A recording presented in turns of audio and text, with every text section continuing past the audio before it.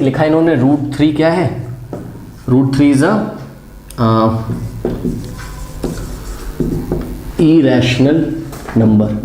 अब देखिए रूट के अंदर एक प्राइम नंबर है, ये प्राइम नंबर ही तो है, ये इरेशनल तो होगा पक्का। रूट के अंदर जब भी कोई प्राइम नंबर लिखा रहता है तो वो इरेशनल होता है। ओके, तो ये इरेशनल तो होगा, लेकिन कहता है कि प्रूफ करो। आइए जरा थ्योरम 1.4 में जो √2 इज इरेशनल उन्होंने दिया हुआ है, ठीक है, उसी स्टेप्स में करते हैं। चलिए अब आप बताइए, सबसे पहले हम क्या अज्यूम करेंगे, क्या लिखेंगे कॉपी में, let us assume to the contrary that, लिखेंगे फटाफट, let us assume to the contrary that √3 is rational number, √3 is rational number। ठीक है, कोई दिक्कत है? √3 अगर बताइए रैशनल नंबर है तो क्या होगा, √3 को आप क्या लिख सकते हो बताइए, हम फटाफट करेंगे। √3 को आप क्या लिख सकते हो, R/S, where S is not equals to 0।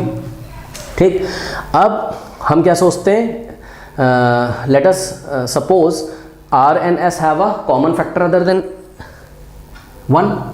Let R and S have common factor other than, हालांकि NCERT में उन्होंने शॉर्ट में किया लेकिन हम पूरा करेंगे, ठीक है, other than 1। मतलब अभी हम कंफ्यूज है कि R और S को प्राइम नहीं है, तो इनको को प्राइम बनाएंगे। को प्राइम कैसे बनाएंगे, इसके कॉमन फैक्टर से डिवाइड लगाएंगे। So we will divide means let F be a common factor of R and S। माना कि R और S के कॉमन फैक्टर कौन है, F है, तो √3 इज इक्वल्स टू, देखिए R को भी F से डिवाइड लगाया और S को भी F से डिवाइड लगाया। अब जब R को F से डिवाइड लगाओगे तो कोई नंबर A आएगा और S को F से डिवाइड लगाओगे तो कोई इंटीजर B आएगा। यानी कि अब आगे आपके पास क्या, √3 is equals to A/B, where हम लोग अब पक्का हो गए ना, क्योंकि चेक करो ना, R और S के कॉमन फैक्टर से तो डिवाइड लगा दिया, यानी कि जो भी रिजल्ट आया है वो आपस में क्या है, को प्राइम है, यानी कि A एंड B आर को प्राइम। यहीं पर बस कैच है, ठीक है, A और B को प्राइम है, ऐसा आपका आ गया। क्यों आया, क्योंकि आपने क्या माना था, क्या माना था आपने, ये माना था आपने कि √3 एक रैशनल नंबर है। तो अगर आप किसी तरीके से ये दिखा दो कि A और B को प्राइम नहीं है, अगर ये आ जाए तो ये अजम्पशन आपका रॉन्ग हो जाएगा।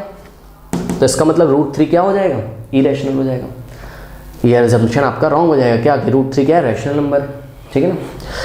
तो बस कुछ नहीं करना है, यहाँ क्रॉस मल्टीप्लीकेशन कराओ, B into √3 is equals to A, now squaring on both side. देखो ये इधर भी स्क्वायर करोगे, इधर भी स्क्वायर करोगे, ये स्क्वायर B को मिलेगा B स्क्वायर और √3 को मिलेगा 3। √3 का स्क्वायर क्या होता है, 3 is equals to A square.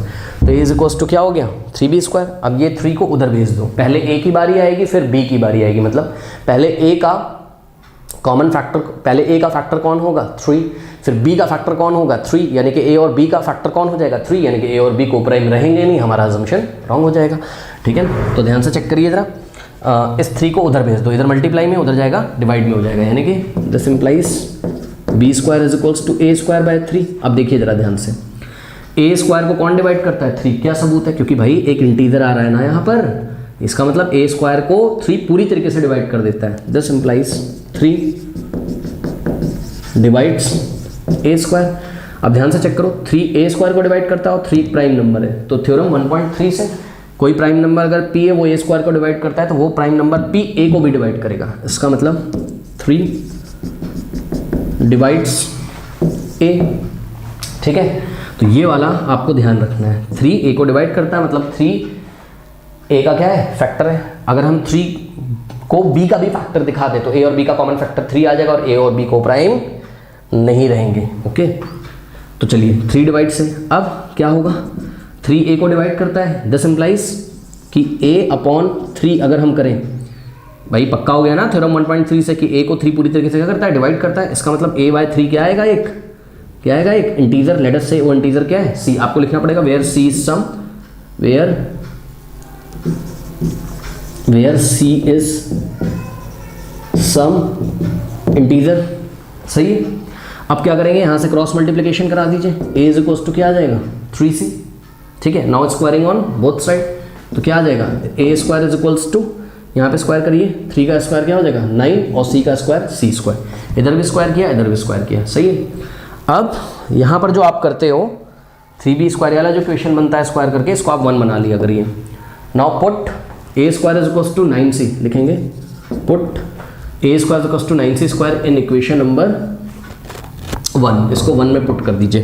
तो ध्यान से चेक करिए क्या बनेगा आपके पास, 3b square is equals to a square की जगह क्या आ जाएगा 9c स्क्वायर, सही है। अब ये 3 मल्टीप्लाई में उधर जाएगा डिवाइड में हो जाएगा, तो b square is equals to 9c square by 3, 3 1 ज़ा 3, 3 3 ज़ा 9, this implies b square is equals to 3c square, okay.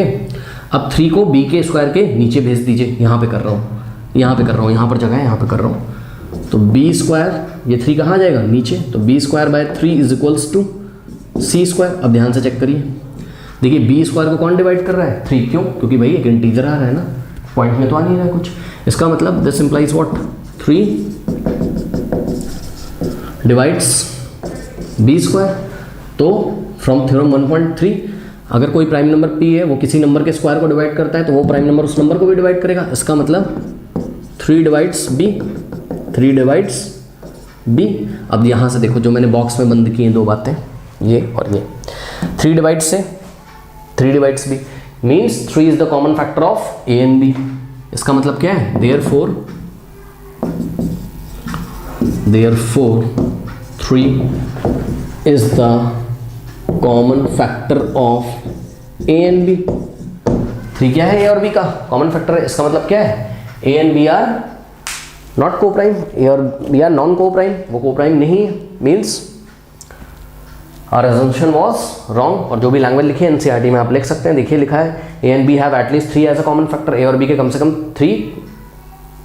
से कम एक कॉमन फैक्टर है और वो कौन है 3 है। इसके नीचे आप लिख सकते हो hence a and b are not coprime, और लिखा हुआ है this contradicts the fact that a and b are coprime, यानी कि ये इस बात का विरोध करता है, इस बात को अपोज करता है कि a और b क्या है को प्राइम है। फिर नीचे क्या लिखा है, दिस कॉन्ट्राडिक्शन हैज अराइजन, मतलब ये ऑपोजिशन इसलिए पैदा हुआ है, क्यों पैदा हुआ ये ऑपोजिशन, क्योंकि हमने क्या माना था, एक अजम्पशन माना था कि √3 क्या है रैशनल नंबर है, इसका मतलब √3 रैशनल नंबर नहीं, हमारा अजम्पशन क्या है रॉन्ग है। तो लास्ट वाली लाइन आप लिख लीजिएगा एनसीईआरटी से, थोड़ा सा इसमें थ्योरी आपको लिखना होता है, उसका ध्यान रखिए।